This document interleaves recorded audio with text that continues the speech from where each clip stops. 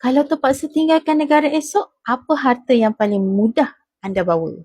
Ramai orang fikir emas cuma barang kemas, tapi hakikatnya emas ialah aset yang diterima di seluruh dunia. Saya nak kongsikan satu kisah benar.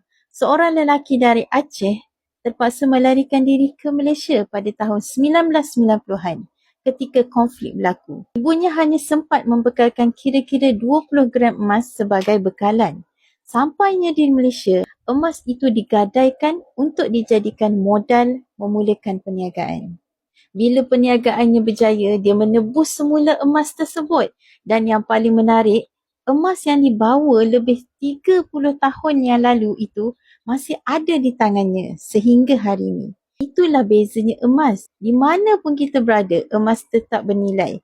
Sebab emas ialah aset yang diiktiraf di seluruh dunia. Duit sebuah negara mungkin berubah nilainya, tetapi emas sentiasa dikenali nilainya.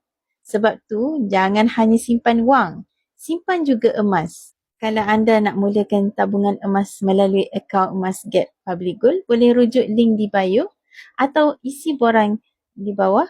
Saya akan bantu sebaiknya.